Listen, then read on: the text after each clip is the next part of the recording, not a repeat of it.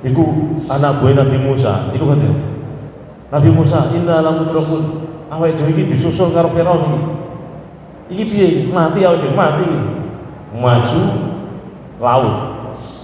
Musuh ngoyak, ayo kira-kira jenengan dadi ketua panglimane bisa. Wes kono kowe ngadepi aku tak mlayu lho. Tapi Nabi Musa ning redaksi ora. Kala santai ora ngono iki. Inna rabbi inna ma'ya rabbi sayati. Santai awake dhewe pengiran. Nanti Allah yang akan memberi petunjuk kepada saya. Menghidupkan malam-malam bulan Ramadan dengan ibadah sunnah dan melaksanakan puasa wajib di bulan Ramadan. Semoga ibadah kita bisa sempurna sampai akhir bulan Ramadan nanti. Amin ya rabbal alamin. Bulan Ramadan adalah bulan yang satu-satunya disebut dalam Al-Quran. Yang lain disebut secara implisit. Tapi kalau bulan Ramadan itu disebut secara eksplisit. Syahrul Ramadan alladzi unzila fihi Al-Quran. Bulan Ramadan adalah bulan di mana Al-Quran diturunkan. Apa fungsi Al-Quran diturunkan? Hudan linnas, menjadi petunjuk bagi manusia. Wa bayyinatin minal huda wal furqan, menjadi penjelas dari petunjuk wal furqan dan sekaligus pembeda antara yang hak dan yang batil. Al-Quran kalamullah al-mu'jiz, sifatnya mukjizat. Sehingga masing-masing nabi itu mempunyai mukjizat masing-masing sesuai dengan tantangan zamannya. Kalau Nabi Musa ditantang oleh zaman di mana yang ketika itu tukang sihirlah yang menjadi dominan. Sampai di Mesir diceritakan ketika itu yang namanya sihir itu menjadi ma'isyah. Jadi kalau nani KTP, nama, bulan, alamat, pekerjaan, dan sampai tadi ma'isyah. Maka Nabi Musa diberi mukjizat oleh Allah yang bisa mengalahkan tukang sihir-sihir itu berupa asor, pekan tongkat yang ketika dilemparkan bisa menjadi ular besar yang bisa memakan ular-ularnya tukang sihir. Tongkat dipukulkan ke laut, lautnya jadi tol. Kita mulai Nabi Musa sebelum saya itu dari kabinet BUMN, dari kabinet menteri apa sih ngurusi tol, PUPR. Tongkatnya sebelah ketok langsung Sumatera Kalimantan nyambung. Sebelah mana jadi lautan. Sampai mereka bisa kalah tukang sihir-sihir itu semua iman kepada Nabi Musa kecuali Fir'aun tetaplah Fir'aun. Akhirnya dia matinya ditenggelamkan oleh Allah SWT. Nabi Isa diutus oleh Allah pada saat tantangan zamannya adalah ilmu kedokteran. Maka Nabi Isa diberi kemampuan oleh Allah untuk bisa mengalahkan mereka dengan apa? Ilmu kedokteran. Nabi Isa bisa menghilangkan belang asli. Nabi Isa bisa menyembuhkan orang buta asli. Sampai Nabi Isa ditantang suruh menghidupkan orang mati, itu pun Nabi Isa sanggup atas izin Allah. Akhirnya mereka bisa mengakui bahwa ini adalah mukjizat. Rasulullah SAW diutus di saat yang sedang tren adalah sihir. Jadi orang Mekah ketika itu yang namanya sihir itu jadi idola. Ada perlombaan, nanti yang menang ditempelkan di pintu Ka'bah. Al-Quran menandingi ini semua supaya mereka paham bahwa ini yang dibawa oleh Nabi Muhammad bukanlah ucapannya Muhammad, tapi ini adalah mukjizatnya Allah Subhanahu wa ta'ala. Nah, awake dhewe iki dadi wong Islam niku pedomane Quran, kabeh wong ngakon. Tapi pertanyaannya, apakah semua umat Islam itu punya Al-Quran? Kadang ono omahe wong Islam iki ora duwe Quran. Duwene Yasin dan Tahlil. Iwe itu tanggane pas bar 7 dino. Ono gambare karo sing wis mati. Duwe Quran ora tau diwaca. Ngantek isine sawang. Punya Quran tidak bisa membaca. Bisa membaca orang mudeng artinya. Ngerti artine ora mudeng tafsiri. Ngerti tafsiri ora iso nglakoni. Iso nglakoni ora ikhlas, iso ikhlas tapi sithik tok. Iso nglakoni ikhlas sithik ora istiqomah. Ini bagian dari problem kita. Maka kita ini kadang lucu kalau mikir-mikir. Wong Islam sak dunya paling akeh dari Indonesia. Tapi persoalan kadang justru yang terbanyak di Indonesia. Contoh yang paling mudah adalah masalah antri. Contoh masalah kebersihan. Kita ini wis mudeng an-nadzafatu minal iman. Kebersihan adalah sebagian dari iman. Tapi nyatanya yang namanya kebersihan kita sangat minim dibandingkan dengan negara-negara yang notabene mayoritas tidak muslim. Sehingga yang patut dipertanyakan, janjane wong Islam kuwi ngamalke Quran apa ora? Sing paling lucu meneh ketika diumumkan tabel kolek apa? Koruptor ya nek dideloki KTP-ne ya wong Islam. Nah, ini yang jadi problem. Iki sing salah apa? Sing salah menungsone? Apa sing salah sistem demokrasine? Apa sing salah kuwi apa? Kok bisa seperti itu? Maka ini pada momentum peringatan nuzul Quran menjadi renungan kita bersama. Apakah kita ini sudah betul-betul mengamalkan Al-Quran dhahiran wa batinan. Contoh kayak pandemi ya. Saat pandemi mungkin kita banyak yang berkeluh kesah. Saya yakin terutama orang kecil. Selama 2 tahun itu ekonomi luar biasa anjlok. Tapi bagi ahli Quran, orang yang bisa membaca Al-Quran di dalamnya tentu dia tidak akan merasa terlalu sedih. Kenapa? Karena dalam Al-Quran ternyata menceritakan kisah-kisah dalam Al-Quran yang lebih ngeri daripada yang namanya COVID-19. Misalnya Quran menceritakan zamannya Nabi Musa. Fa'arsalna 'alaihimut tufana wal jarada wal qumala wad dhafadi'a wad dama ayatin mufassalat. Maka kami Allah menurunkan pertama tufan, banjir bandang. Di Mesir ketika itu banjir bandang, infrastruktur banyak yang rusak. Wal jarada, Allah turunkan belalang. Belalang ini ditugaskan oleh Allah untuk memakan makanan buah-buahan yang ada di kota Mesir ketika itu. Ini belalang ketika makan tidak bisa habis, maka Allah turunkan wal kummal, Allah turunkan kutu. Kutu ini mangani makanan sisa-sisanya belalang. Terus saya baca dalam tafsir Al-Qurtubi ini, kummal ini masuk ke rumah-rumah warga, makan pakaiannya warga. Wal dhafadi'a, Allah turunkan kodok. Masya Allah, kodok ning ndi. Aja terus pikirannya wah gawe suke wae, Pak. Tapi nek kakean kodok gawe apa? Wadama, dan Allah turunkan darah. Itu saya baca bukan berarti Allah menurunkan hujan darah, betul. Sumur-sumur yang ada di kota Mesir ketika itu berubah menjadi darah. Ini tak bayangin ya Allah. Iki nak urip pada zaman itu jur kaya apa. Akhirnya Fir'aun datang kepada Nabi Musa. Musa, kamu kan nabi, tolonglah kau berdoa kepada Tuhan. Tolong hentikan wabah ini.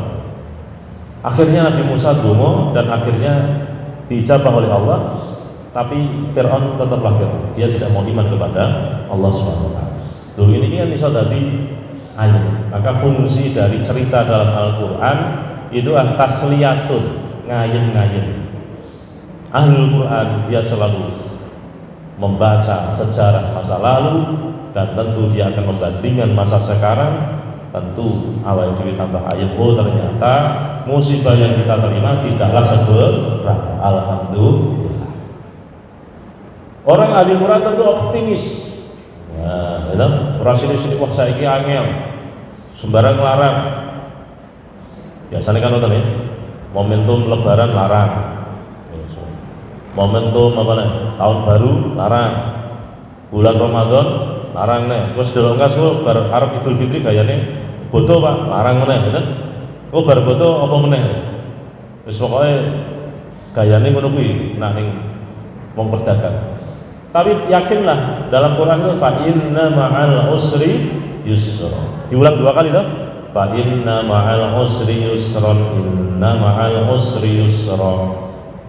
Al-usr itu pakai al. Al itu namanya isim ma'rifah. Ma'rifah itu berarti khusus. Sesungguhnya pada satu kesulitan itu ada yusron. Yusron itu nakirah. Nakirah itu berarti banyak. Satu kesulitan akan ada banyak kemudahan. Dan diulang 2 kali.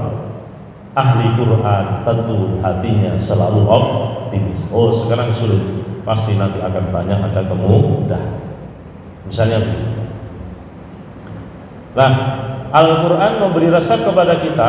Tadi kan sudah saya jelaskan fungsi Al-Quran apa? Hudan, petunjuk. Petunjuk itu kadang-kadang tidak langsung cesplok, tidak langsung tafsir terperinci, tapi kadang global.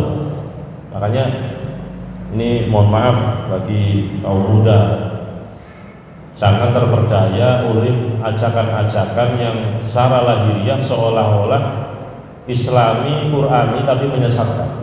Misalnya narasi begini, kamu pilih mana, Quran atau Pancasila? Ya tahu penak ya. Pilih mana antara Al-Quran dan Pancasila? Al-Quran itu buatan Allah, Pancasila buatan kesepakatan manusia. Ini pertanyaannya saja itu sudah tidak not comparable, tidak apple to apple. Satu buatannya Allah, satu buatannya manusia, tentu tidak sepakat. Orangnya pertanyaan gitu. Kamu pilih mana? Nabi Muhammad atau Presiden Jokowi? Ini pernyataannya benar atau salah? Satu nabi dia maksum dapat wahyu dari Allah. Nabi aja yang ngangkat Tuhan alam semesta.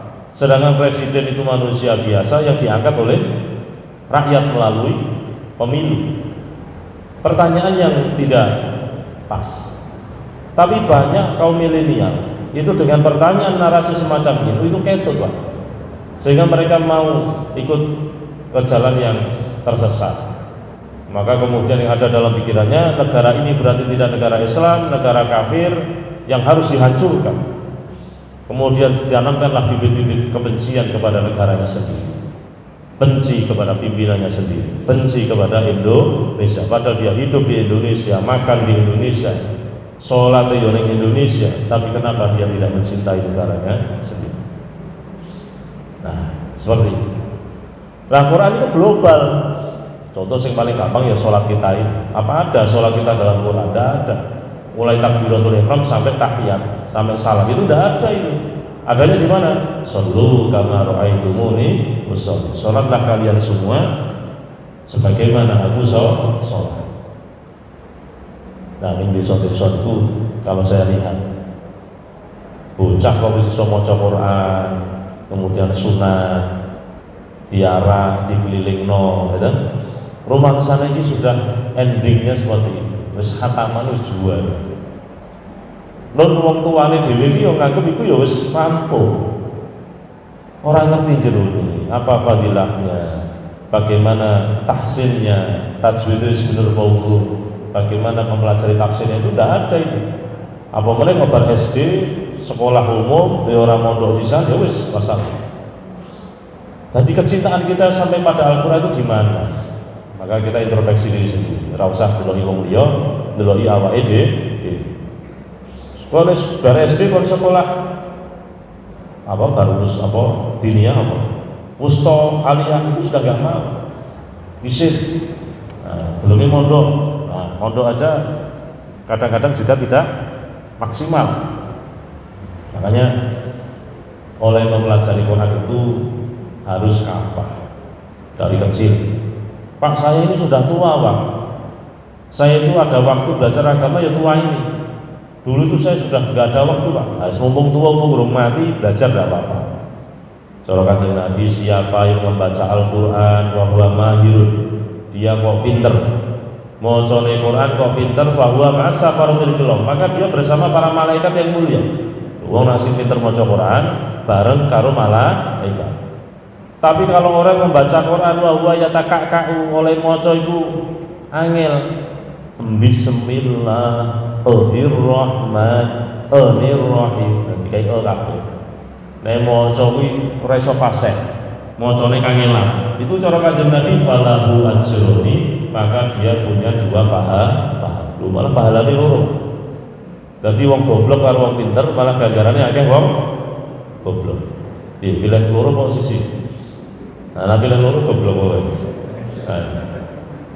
Artinya apa? Bahwa Kanjeng Nabi itu memberi apa?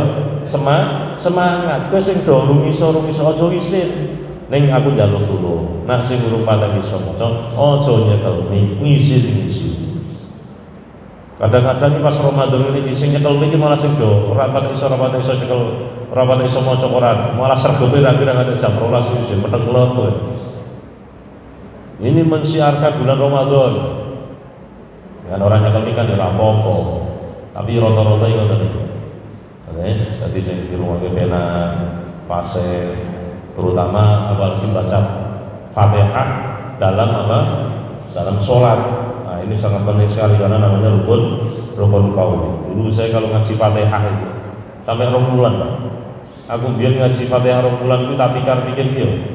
Iki goblok aku kok kiai ini.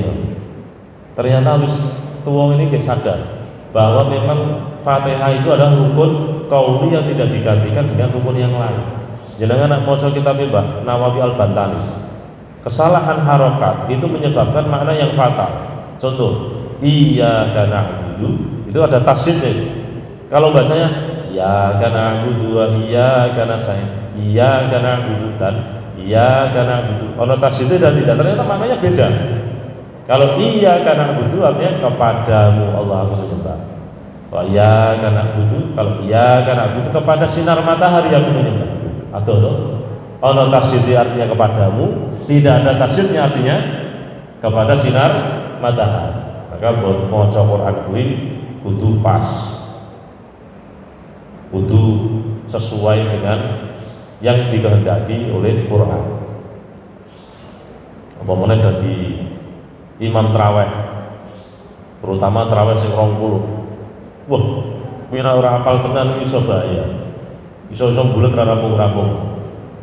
Maca kuliah ora barbar. Ana santri Ramadanan ning pondok kiai ini kayak metu kultum ning Al-Furqan. Akhirnya ning pondok ora ana kiai. Iki Pak Yai ora ana iki. Ayo doano. Tarawih dhewe. Kowe to sing pinter anu kowe sing imam. Rawani aku. Apa ndredeg aku nang imam. Lho kowe to sing kendel, aku kendel ning goblok. Wis ngene kolaborasi, sing imami aku, ning masalah sing ngeleke kowe. Jadi sing maju sing kendel. Karena memang berdiri di hadapan orang itu tidak hanya butuh ilmu, Pak, tapi butuh mental. Ngomong ning ngarepe wong itu tidak hanya butuh ilmu, tapi butuh mental, butuh seni berbicara. Tidak hanya pinter, pinter itu enggak mendukung sama sekali. Dukung tapi harus ada perangkat lain. Akhirnya sing goblok ning pemaki ngono. Mentalnya gede, aku maca Fatihah 12 kan. Waladhdallin amin. Bismillahirrahmanirrahim. Inna anzalnahu fi lailatul qadr. Soalnya pas Lailatul Qadar. Iki macane salah. Inna anzalnahu fi lailatul qadr. Sing pinter ngene. Til. Waduh salah. Sing bener til. Wa ma adraka ma lailatul qadr. Tul. Ya Allah iki sing bener sing ndi wis tak til ki salah. Tak turun salah. Akhirnya wong cah iki omong goblok tenan. Loro-loro diwaca. Lailatul qadri khairum min alfi syahr. Cah sak pondok iku wekir. Subhanallah, subhanallah. Nah, ini bentuk bahwa maca Quran kuwi memang kudu telaten. Wong iso-iso maca wal asri metune watini. Wae meh padha. Wal asri innal insana lafi khusr illa alladziina aamanu wa 'amilus shaalihati falahum ajrun ghairu mamnun. Fama yukadzibuka ba'du biddin. Mlebune wal asri metune apa? Watini. Mlebune watini metune wal asri. Oh iki iso wae. Soale maca Quran masyaallah. Nanti betapa Quran itu cara Kanjeng Nabi. Quran kuwi angele oleh Joko luwih angel ketimbang unta sing ditaleni. Unta sing ditaleni kuwi wis ditaleni. Iki kadang luwih berat. Quran luwih gampang ilange meneh ketimbang unta sing ditaleni. Cara Kanjeng Nabi nek ibarat itu. Artinya apa? Terutama saudara-saudara santri-santri yang menghafalkan Quran. Santri-santri saya sing menghafal Quran selalu tak weling. Kowe iki nek wis hafal kudu njogo hafalan itu jauh lebih sulit. Sing tenanan oleh Joko Quran. Tadi seperti itu. Hafalannya harus dijaga. Nah, Al-Qur'an maca tok niku nyafaati. Iqra'ul Qur'an fa innahu ya'ti yaumal qiyamati syafi'an. Bacalah Al-Qur'an karena Al-Qur'an itu besok di hari kiamat akan memberi syafaat. Ono surah sing bakal iki bergelir ya besok di hari kiamat. Siapa yang membaca saya maka akan saya tolong di hadapan Allah. Dia akan saya bela di hadapan Allah Subhanahu wa taala. Surah apa? Surah Al-Baqarah. Suatu ketika ono sahabat gawe kemah. Orang ngerti tiba-tiba jerone ono mayite. Kalau Kanjeng Nabi. Kanjeng Nabi kami itu habis membuat kemah, ya datang. Ini ternyata di bawahnya itu ada mayitnya. Nah, terus kamu melakukan apa? Kami membaca surah Tabarok ya Rasul. Apa komentarnya Rasulullah? Hiya al-munjiyah. Surah Tabarok itu bisa menyelamatkan ahli kubur pembacanya dari siksa kubur. Hiya al-mani'ah. Surah Tabarok itu bisa mencegah dari siksa kubur. Mulane surah Tabarok ini penting. Nah, sudah dihafal lagi. Kanjeng Nabi itu sebelum tidur pasti selalu membaca surah Tabarok. Besok di hari kiamat ini surah Tabarok mencari manusia-manusia yang dulu pernah membaca dia. Nih, wong ini. Oh, weh. Nanti ini dibela di hadapan Allah Subhanahu wa taala. Jadi ibaratnya kalau malaikat mau menyiksa dia, kan malaikat kamu mau menyiksa dia, aku itu ada di dalam hatinya. Kalau kamu menyiksa dia sama dengan kau menyiksa aku ini adalah kalamul dibela di ngaran Gusti Allah. Akhirnya malaikat sekarang menyiksa kondoan Gusti, ini saya mau siksa malah dia ada surah Tabarok di situ. Katanya dia ada di hatinya. Kalau saya menyiksa dia berarti saya menyiksa kalam. Ya wis culno wae. Alhamdulillah. Barokah nopo maca surah Tabarok. Akhir Sahih Bukhari niku wonten fadhilus suwar. Hadis-hadis yang jelas napa? Fadilah surah. Berarti surah Quran ya apik kabeh. Ning ya ana sing spesial. Ada surah-surah yang dispesialkan oleh Rasulullah dan keluarganya. Di antaranya apa? Surah Tabarok. Berarti aja wong wah aku iki malam Jumat mau maca Yasin tahlil aku ora setuju. Napa? Lah yo sing diwaca Yasin terus ya aku ora enak mbek surat liyane to. Kan liyane kan ya perlu diwaca, masa diwaca Yasin tok. Lho ki ana rekomendasine. Kanjeng Nabi dawuh, "Iqra'u Yasin ala mautakum." Bacakan Yasin pada orang-orang mati. Ana rekomendasine karo Kanjeng Nabi. Ngoten. Dadi ora sembarang maca. Sehingga maca Quran, maca tok niku wae bisa paring syafaat. Dunia akhirat. Surah Wafi akhir. Kanjeng Nabi dawuh, "Man qara'a suratal waqi'ati lailatan lam tusibhu faqadun abad." Siapa yang membaca surah Waqiah pada malam hari selawase, itu iso istiqomah langgeng maka dia tidak akan miskin selamanya. Ila waqa'atil waqi'ah. Laisa li waqa'atiha kadibatun. Insyaallah diparingi kangsa rezeki ini, diparingi barokah rezeki.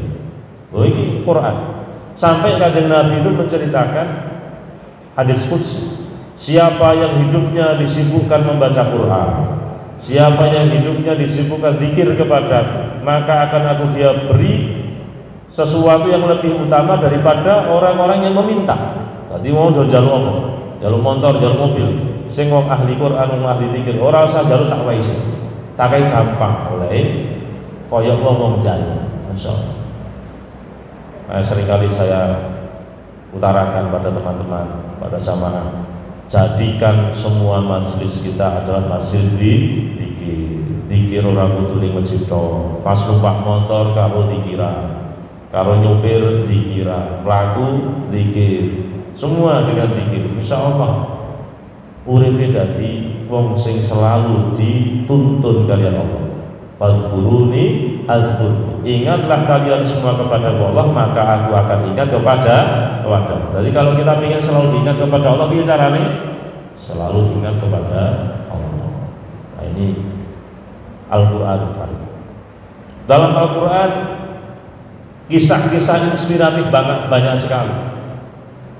Saya senang itu kalau membaca Quran itu yang inspiratif. Karena apa?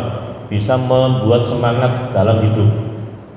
Contoh ceritanya Nabi Yunus dan Nun alaihissalam. Itu inspiratif. Sering saya buat rekomendasi untuk teman-teman yang datang kepada saya posisi terpuruk dalam hidupnya.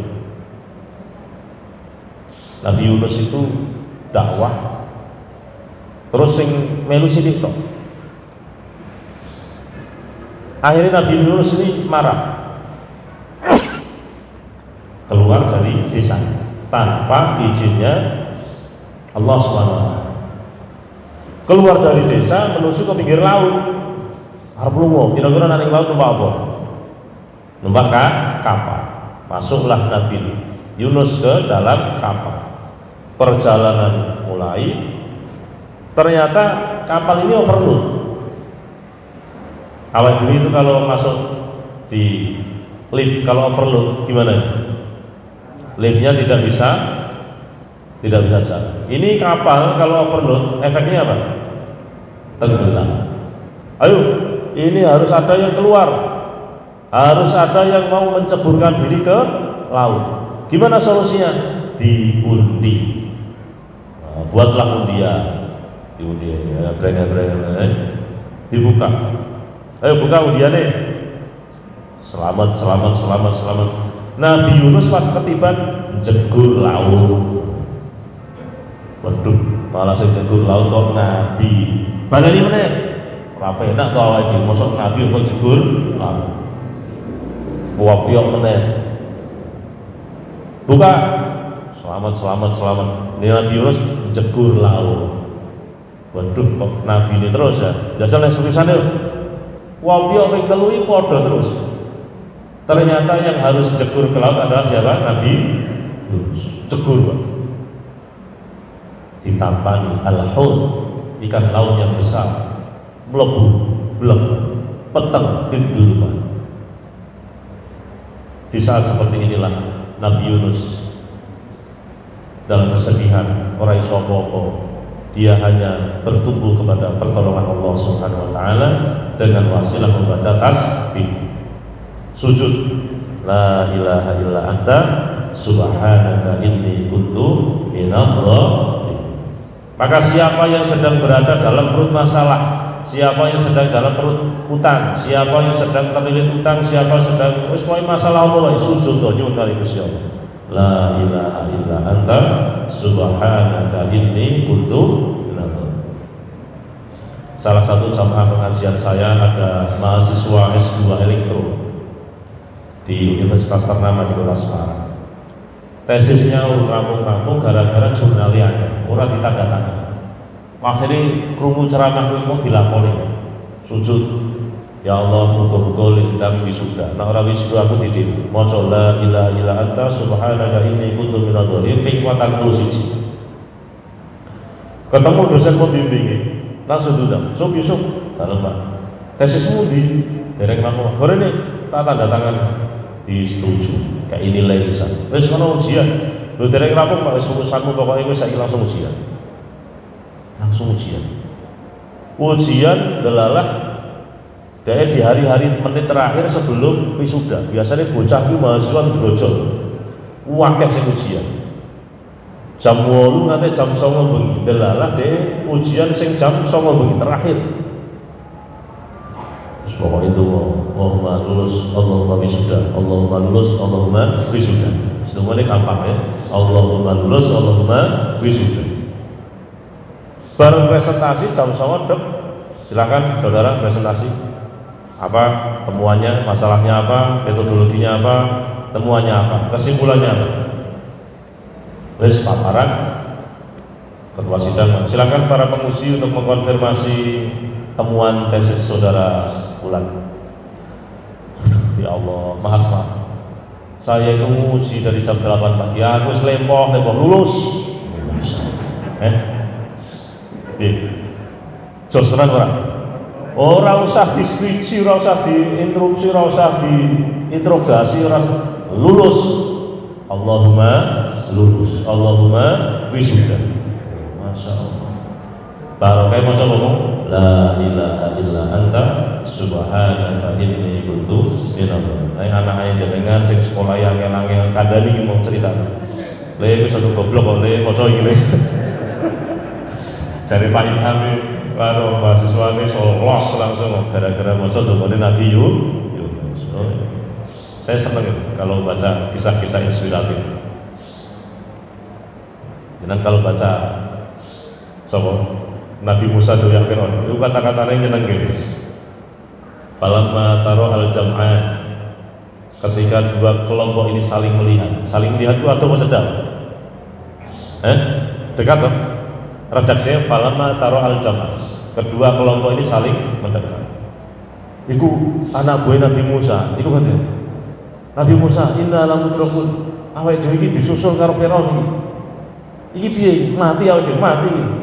Maju laut. Musuh ngoyak. Ayo kira-kira jenengan dadi ketua panglima nih bisa. Wes kono kowe ngadepi aku tak mlayu lho. Tapi Nabi Musa ning redaksi ora. Kala santai ora ngono iki. Inna ma'ya rabbi sayahdi. Santai awake dhewe di pengiran. Nanti Allah yang akan memberi petunjuk kepada saya. Situasi wis genting, wis ketok arep dipateni. Lho niku sik santai ya. Kalau ora bakal mati ora. Gusti Allah ya ana Gusti Allah. Santai. Akhirnya Gusti Allah paring wahyu apa? Anil drib biasa kalau bahat. Pukulkan tongkatmu di lautan. Pukul jebret dadi daratan geles mlaku. Firaun nututi. Terus Nabi Musa sekali daratan kalau tuduh ke meneh. Dek dadi lautan. Liyane do mati. Artinya apa? Awal ini nak duwe sandaran vertikal kepada Allah. Urip kuwi ra dadi cilik ati.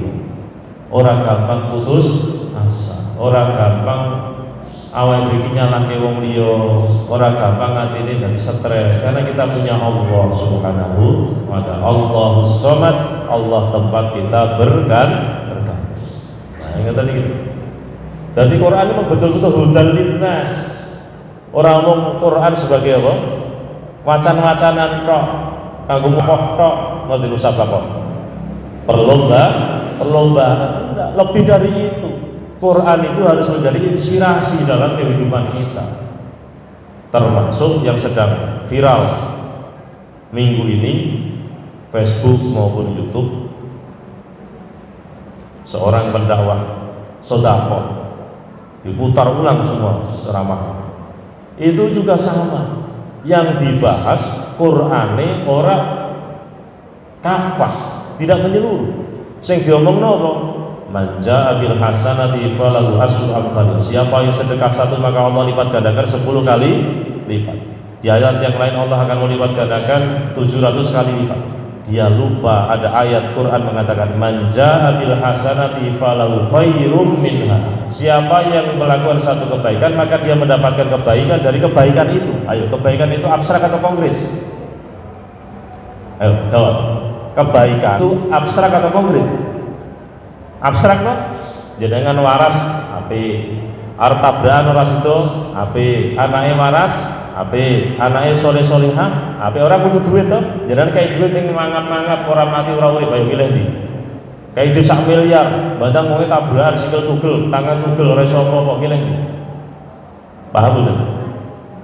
Yang saya lihat di video-video itu tidak ada ayat manja bil hasanati falahu khairum minha. Itu disebutkan di 2 tempat dalam Al-Quran. Siapa yang melakukan kebaikan, siapa yang sedekah, maka dia mendapatkan kebaikan dari sedekahnya. Ada as-shadaqatu tadfa'ul bala. Sedekah iso nolak bala. As-shadaqatu tudfi'u ghadabar rabbi. Sedekah bisa menolak amarahnya Allah. As-shadaqatu tajlibur rizqa. Sedekah bisa menarik rezeki. Tahu maradhakum bisadaqah, sembuhkan orang-orang sakitmu dengan sedekah. Macam-macam. Orang kudu sedekah 10.000 dadi 100.000. sedekah 1.000 tadi 1 juta, sedekah 1 juta tadi 10 juta, sedekah 10 juta tadi 1 juta. Sing arep ae sapa? Sedekah motor khusus tadi mobil, sedekah mobil tadi Alphard, sing arep kawin sapa? Nah, saiki digugat wong sakmono akeh karena omongane melintir. Kenapa? Menyembunyikan data. Ada ayat Quran sing kira pernah disampaikan. Kemarin saya pas ceramah di USN, ada salah satu dosen yang suruh komentar. Saya komentar ini, ada ayat Quran yang tidak disampaikan. Kesalahannya itu saja. Yang ditonjolkan itu. Jadi Quran ini ngomongnya ya ono iki, artinya apa? Kemungkinannya banyak. Bisa Allah berikan cash berupa duit. Bisa Allah berikan dengan bentuk yang lain, sehat, selamat, awal waras, iso ibadah, tambah ilmu, tambah nyaman, kan? Itu kan juga rezeki. Nah, makanya ayo dalam pembacaan Quran kita senantiasa kafah, bisa menyeluruh, jangan ada yang disembunyikan, jangan membacakan Quran sesuai dengan kepentingan kita sendiri, tapi ayo cerdaskan umat Islam ini dengan Al-Quran, sehingga Al-Quran ini betul-betul menjadi hudal linnas, petunjuk bagi manusia. Semoga kita semua bisa istiqomah dalam membaca Al-Quran, istiqomah belajar Al-Quran, dan akhirnya kita mendapatkan hidayah petunjuk dari Al-Quran yang bermuara pada doa kita, Rabbana atina fid dunya hasanah wa fil akhirati hasanah wa qina adzabannar. Ya Allah, berikan kebaikan, kesuksesan di dunia kami, berikan kebahagiaan, kebaikan, kesuksesan di akhirat kami, wa qina adzabannar, dan jagalah kami dari siksa api neraka. Amin amin ya rabbal alamin. Hadanallahu wa iyyakum ajma'in. Subhanallahumma wa bihamdika asyhadu an la ilaha illa anta astaghfiruka wa atubu ilaik. Demikian yang dapat saya sampaikan. Mohon maaf atas segala kekurangan. Wassalamualaikum warahmatullahi wabarakatuh. Allahumma arhamna